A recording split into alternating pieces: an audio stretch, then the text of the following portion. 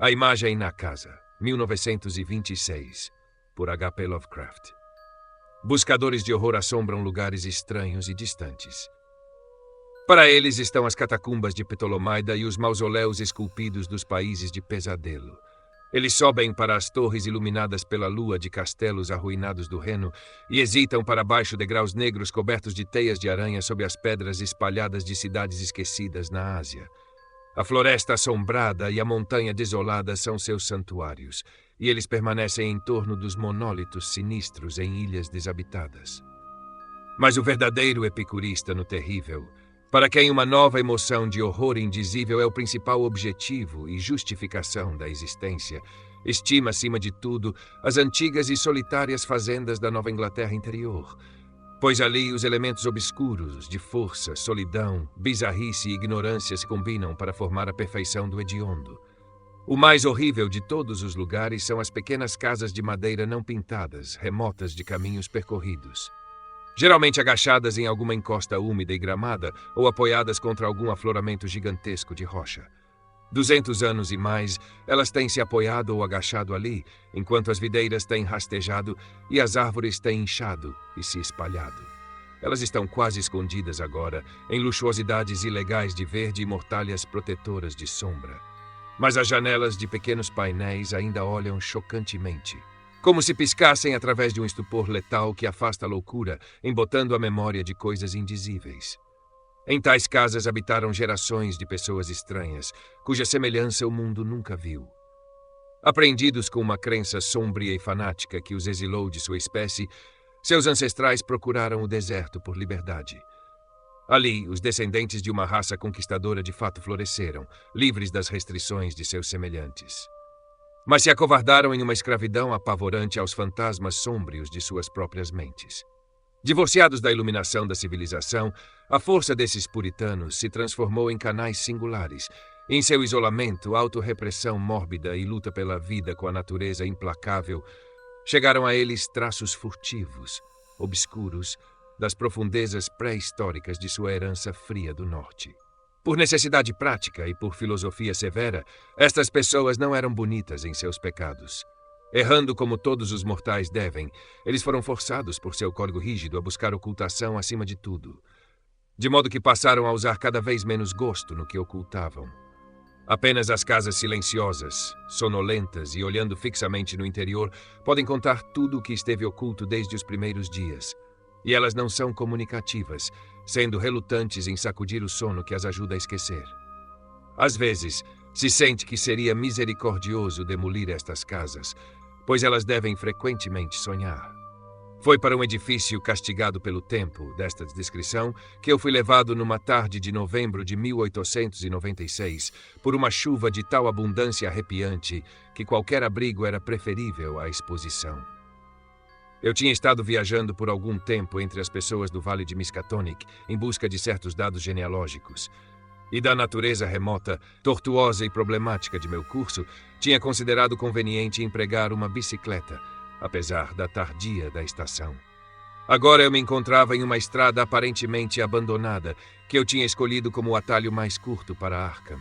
Alcançado pela tempestade em um ponto longe de qualquer cidade e confrontado com nenhum refúgio, exceto o edifício de madeira antigo e repulsivo que piscava com janelas borradas entre dois enormes olmos sem folhas, perto do pé de uma colina rochosa. Distante como era do remanescente de uma estrada, a casa nem por isso me impressionou desfavoravelmente no próprio momento em que a espiei. Estruturas honestas e saudáveis não olham para os viajantes tão astuciosamente e assustadoramente. E em minhas pesquisas genealógicas eu tinha encontrado lendas de um século antes que me prejudicaram contra lugares deste tipo. No entanto, a força dos elementos foi tal que superou meus escrúpulos, e eu não hesitei em girar minha máquina para cima da subida coberta de ervas, até a porta fechada, que parecia de uma vez tão sugestiva e secreta. De alguma forma eu tinha tomado como certo que a casa estava abandonada, mas quando eu me aproximei dela eu não estava tão certo. Pois, embora as caminhadas estivessem de fato cobertas de ervas daninhas, elas pareciam reter sua natureza um pouco bem demais para argumentar completo abandono. Portanto, em vez de tentar a porta, eu bati, sentindo ao fazer isso uma trepidação que eu dificilmente poderia explicar. Enquanto eu esperava na rocha áspera e coberta de musgo que servia como um degrau, eu olhei para as janelas vizinhas e os painéis do travejamento acima de mim, e notei que, embora antigas, chocalhando e quase opacas com sujeira, elas não estavam quebradas. O edifício, então, ainda deve ser habitado, apesar de seu isolamento e negligência geral. No entanto, minha batida não evocou nenhuma resposta. Então, depois de repetir a convocação, eu tentei a tranca enferrujada e encontrei a porta destrancada. Dentro estava um pequeno vestíbulo com paredes de onde o gesso estava caindo, e através da porta veio um odor fraco, mas peculiarmente odioso. Eu entrei carregando minha bicicleta e fechei a porta atrás de mim. Adiante erguia-se uma escadaria estreita, ladeada por uma pequena porta, provavelmente levando para o porão, enquanto para a esquerda e direita estavam portas fechadas, levando para quartos no andar térreo. Apoiando minha bicicleta contra a parede, eu abri a porta à esquerda e atravessei para uma pequena câmara de teto baixo, mal iluminada por suas duas janelas empoeiradas e mobilada da maneira mais escassa e primitiva possível. Parecia ser uma espécie de sala de estar, pois tinha uma mesa e várias cadeiras, e uma lareira imensa acima da qual um relógio antigo tiquetaqueava em uma lareira. Livros e papéis eram muito poucos, e na escuridão predominante eu não conseguia prontamente discernir os títulos. O que me interessou foi o uniforme de arcaísmo, como exibido em cada detalhe visível. A maioria das casas nesta região eu tinha encontrado rica em relíquias do passado, mas aqui a antiguidade era curiosamente completa, pois, em toda a sala, eu não conseguia descobrir um único artigo de data definitivamente pós-revolucionária. Se a mobília tivesse sido menos humilde, o lugar teria sido um paraíso para colecionadores. Enquanto eu examinava este quarto pitoresco, eu senti um aumento naquela aversão, primeiro excitada pelo exterior desolado da casa. Exatamente o que era que eu temia ou detestava, eu não conseguia de modo algum definir. Mas algo em toda a atmosfera parecia odorizar a idade profana, a grosseria desagradável e a segredos que deveriam ser esquecidos. Eu me senti indisposto a sentar e vagueei examinando os vários artigos que eu tinha notado. O primeiro objeto de minha curiosidade foi um livro de tamanho médio, deitado sobre a mesa e apresentando tal aspecto antediluviano que eu me maravilhei ao vê-lo fora de um museu ou biblioteca. Ele foi encadernado em couro com acessórios de metal e estava em um excelente estado de preservação, sendo totalmente uma espécie incomum de volume para encontrar em uma morada tão humilde. Quando eu abri na página de título, minha maravilha cresceu ainda maior, pois provou ser nada menos raro do que o relato de Pigafetta da região do Congo, escrito em latim das notas do marinheiro Lopes e impresso em Frankfurt em 1598. Eu tinha frequentemente ouvido falar deste trabalho, com suas ilustrações curiosas pelos irmãos de Brie. Daí, por um momento, esqueci meu desconforto e meu desejo de virar as páginas diante de mim. As gravuras eram de fato interessantes, desenhadas inteiramente da imaginação e descrições descuidadas, e representavam negros com peles brancas e feições caucasianas. Nem eu teria logo fechado o livro se uma circunstância extremamente trivial não tivesse perturbado meus nervos cansados e revivido minha sensação de inquietação. O que me irritou foi meramente a maneira persistente na qual o volume tendia a cair aberto de si mesmo na prancha 12, que representava em detalhes hediondos a loja de açougueiro dos anziques canibais. Eu experimentei alguma vergonha de minha suscetibilidade a uma coisa tão leve, mas o desenho, no entanto, me perturbou, especialmente em conexão com algumas passagens adjacentes descritivas da gastronomia anzique. Eu tinha virado para uma prateleira vizinha e estava examinando seu conteúdo literário escasso. Uma Bíblia do século XVIII, O Progresso do Peregrino de período semelhante, ilustrado com xilogravuras grotescas e impresso pelo fazedor de almanaques Isaiah Thomas, o volume Apodrecendo do Magnalia Christi Americana de Cotton Mather e alguns outros livros de idade evidentemente igual. Quando minha atenção foi despertada pelo som inconfundível de caminhar na sala acima. A princípio, espantado e assustado, considerando a falta de resposta à minha recente batida na porta, eu imediatamente depois concluí que o caminhante tinha acabado de acordar de um sono profundo, e escutei com menos surpresa enquanto os passos soavam na escada rangendo. O passo era pesado, mas parecia conter uma qualidade curiosa de cautela. Uma qualidade que eu desgostei mais, porque o passo era pesado. Quando eu tinha entrado na sala, eu tinha fechado a porta atrás de mim. Agora, depois de um momento de silêncio durante o qual o caminhante pode ter estado inspecionando minha bicicleta no corredor, eu ouvi um tateamento na tranca e vi o portal revestido se abrir novamente. Na porta estava uma pessoa de aparência tão singular que eu teria exclamado em voz alta, mas para as restrições da boa educação. Velho, de barba branca e esfarrapado, meu anfitrião possuía um semblante físico que inspiravam igual admiração e respeito. Sua altura não poderia ter sido menor do que 6 pés, e apesar de um ar geral de idade e pobreza, ele era robusto e poderoso em proporção.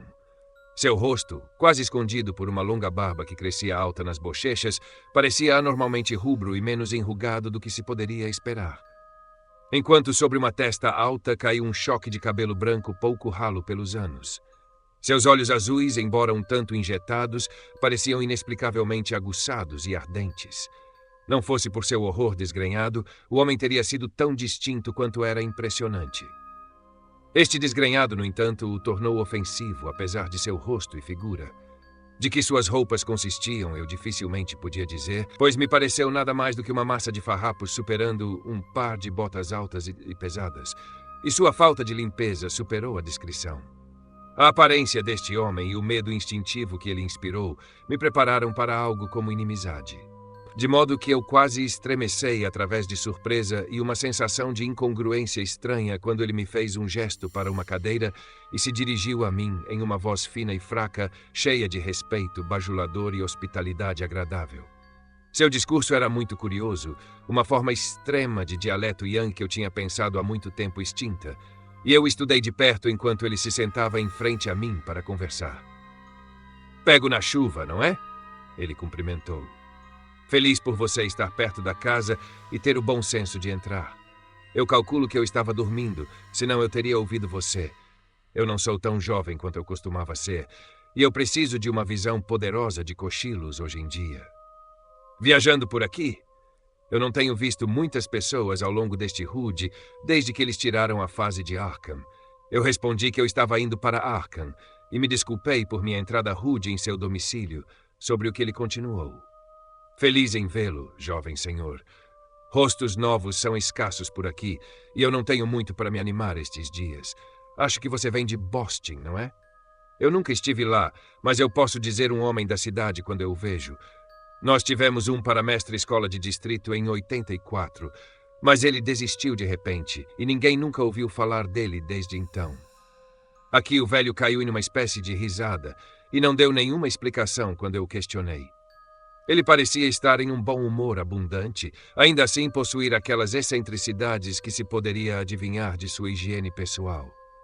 Por algum tempo ele divagou com uma cordialidade quase febril, quando me ocorreu perguntar-lhe como ele conseguiu um livro tão raro quanto o Regnum Congo de Pigafetta. O efeito deste volume não tinha me deixado e eu senti uma certa hesitação em falar sobre ele. Mas a curiosidade dominou todos os medos vagos que tinham acumulado constantemente desde meu primeiro vislumbre da casa. Para meu alívio, a pergunta não pareceu estranha, pois o velho respondeu livre e voluvelmente. "Oh, aquele livro da África. O capitão Ebenezer Holt me trocou aquilo em 68. Ele, como foi morto na guerra." Algo sobre o nome de Ebenezer Holt me fez olhar para cima bruscamente. Eu tinha o encontrado em meu trabalho genealógico, mas não em nenhum registro desde a Revolução.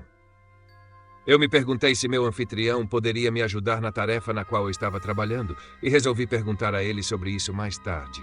Ele continuou. Ebenezer estava em um navio mercante de Salem por anos e pegou uma visão de coisas estranhas em cada porto. Ele pegou isto em Londres, eu acho. Ele costumava gostar de comprar coisas nas lojas. Eu estava lá em cima em sua casa uma vez na colina, trocando cavalos, quando eu vi este livro. Eu apreciei os desenhos, então ele deu-lhe uma troca. É um livro esquisito aqui. Deixe-me colocar meus óculos. O velho tateou entre seus trapos, produzindo um par de óculos sujos e incrivelmente antigos, com pequenas lentes octogonais e arcos de aço. Colocando estes, ele pegou o volume na mesa e virou as páginas amorosamente. Ebenezer podia ler um pouquinho disto. É latim, mas eu não consigo. Eu tive 2 ou os mestres escola para ler para mim um pouco. E Parson Clark, ele que dizem que se afogou na lagoa. Você consegue entender alguma coisa disso? Eu lhe disse que eu conseguia, e traduzi para seu benefício um parágrafo perto do começo. Se eu errei, ele não era erudito o suficiente para me corrigir, pois ele pareceu infantilmente satisfeito com minha versão em inglês.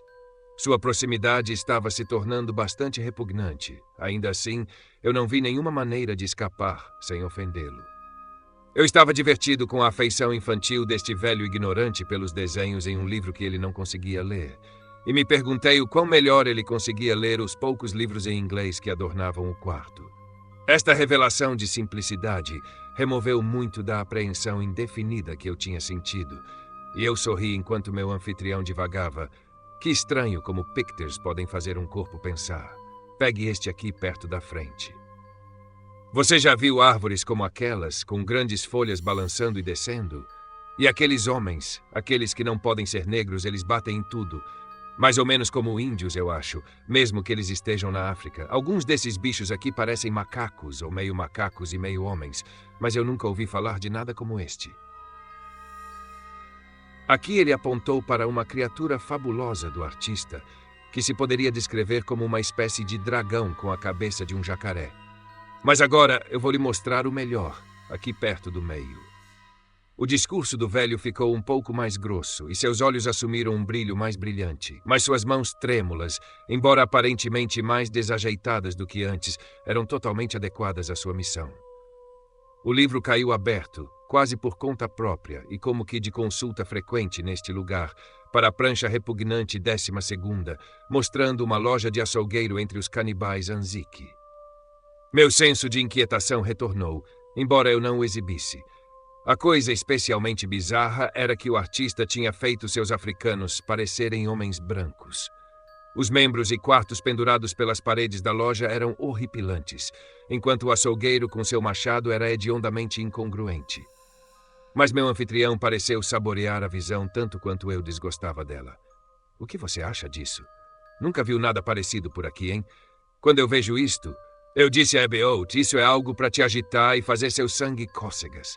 Quando eu leio nas escrituras sobre matar como aqueles midianitas foram mortos, eu meio que penso coisas, mas eu não tenho nenhuma imagem disso.